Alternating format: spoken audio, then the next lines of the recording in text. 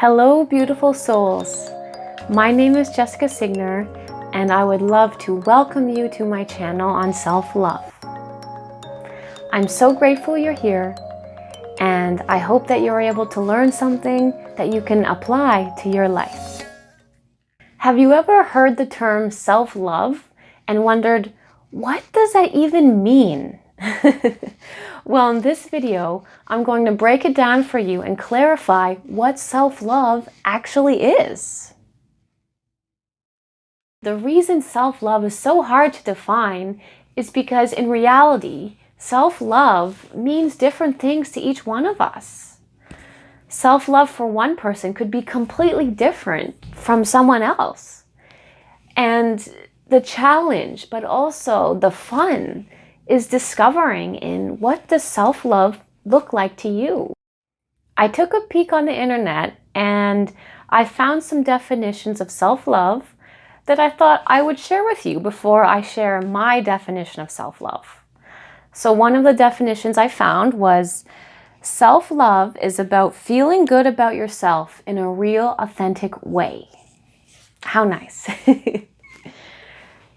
The best way I can define self-love is looking at it in the sense of treating yourself the same way that you would treat your most cherished, your most beloved best friend in the whole entire world. Let's think about that for a second. How do you treat your best friend? Well, you know your best friend isn't perfect, and you know she has faults and she makes mistakes, but you love her anyways for it, because that's who she is. If your best friend fails, you're going to be right by her side to help pick her up. If she makes a mistake, you're going to help her fix it. If she's having a bad day, you're going to be there to cheer her up, to help her show her that she is amazing and she is beautiful and she has a place on this earth. If your best friend is in a horrible situation, you're going to help her, you're going to support her, and you're going to help her try and bring her out of that situation. Can you imagine if you started treating yourself like you treated your own best friend? Oh my gosh, can you imagine how much differently you would feel, you would act, you would behave? It would be incredible because you would be treating yourself like your own best friend. If you're getting value, please smash the like button, hit the subscribe. Please let me know, what are the ways that you treat your best friend? And how can you use those ways to start treating yourself? I would absolutely love to hear in the comments. Now that I've clarified self-love a little bit more for you, let's talk a little bit more about what self-love actually looks like. So, self-love encompasses our entire being. So I like to break that into 3 pillars: physical, mental, and emotional self-love. For physical self-love, that would basically mean our bodies. So our physical bodies, our health, our wellness, anything that has to do with our physicality. So some areas of self-love for this avenue could be going for a bike ride once a week. It could be getting out in nature more often. It could be bringing more healthier foods into your diet.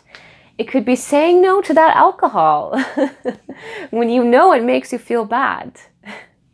Those are just a couple of examples. Mental self-love, this is basically, what are we consuming every day? And by consuming, I mean, what's going on in our brains and our minds?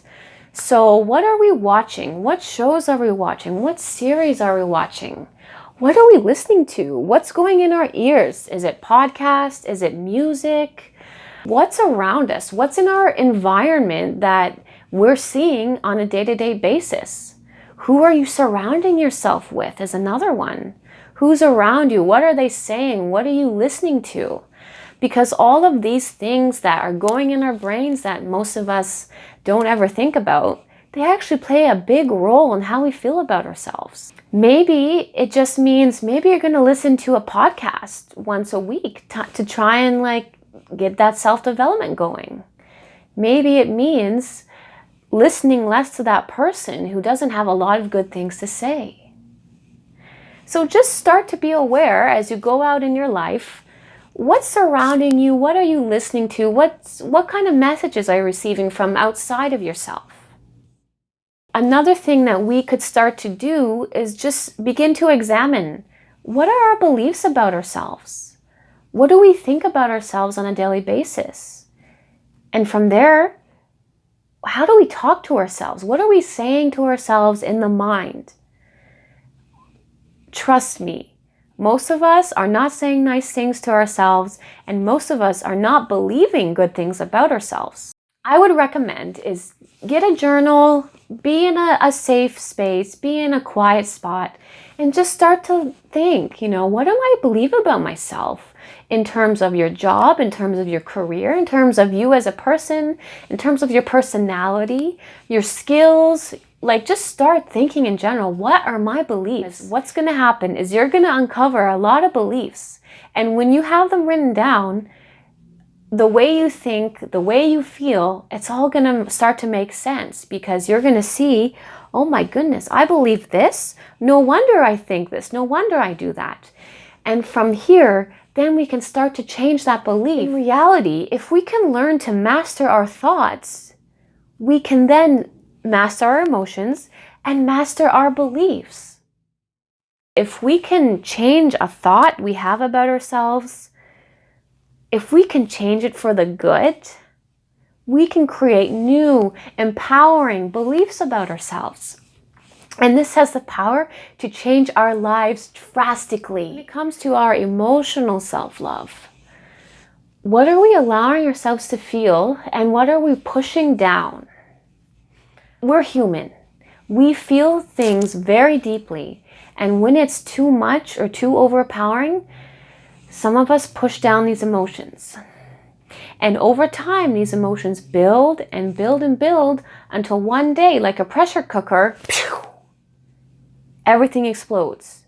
I would encourage you to feel your emotions. I know we don't want to deal with all of our emotions, but it's very healthy for us to actually confront them and experience them. And remember, you are not your emotions. Even though you're feeling sad, even though you're feeling angry, this is going to pass. And the best way for it to pass is to feel it.